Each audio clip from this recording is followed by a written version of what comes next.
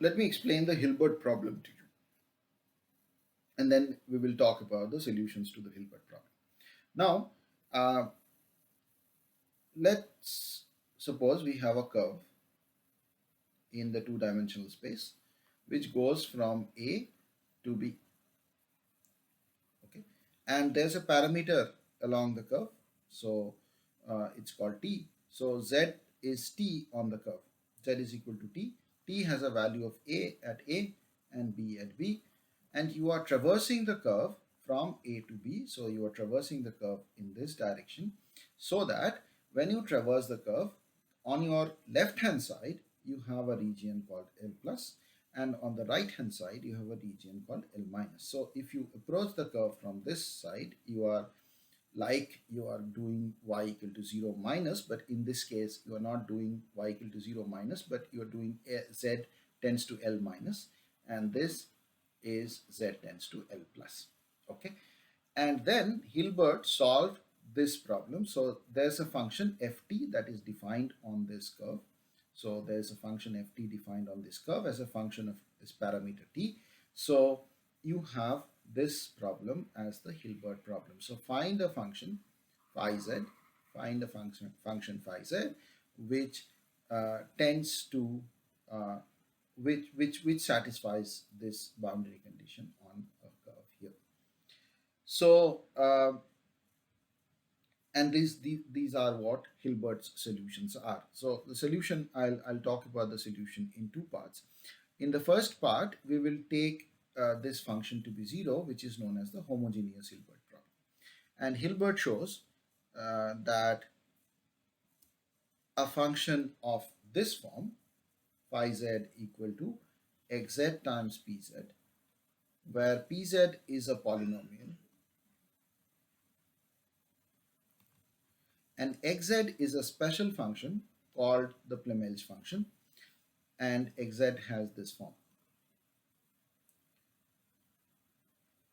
Remember, A is where we started from, B is where we ended up on the curve, and this gamma is connected to this given constant beta here.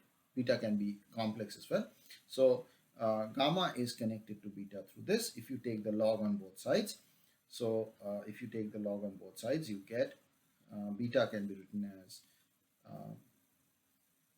log beta can be written as log of mod beta plus I argument of beta, that is equal to 2 pi I gamma. So these two are equivalent equations. This is what we will use to find the gamma. Once you have found the gamma, you will be able to put it here and find the Plamel's function. This is a polynomial with many terms, but we will have to choose this polynomial carefully. And if you do that, then this function is guaranteed to satisfy the homogeneous Hilbert problem. So this is the first result of Hilbert. Okay, and we will see how we can apply this to the two problems that we have kept in abeyance till now.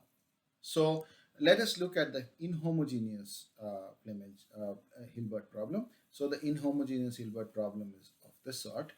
So you have to find a function phi z that satisfies this as you tend towards the curve where z equal to t.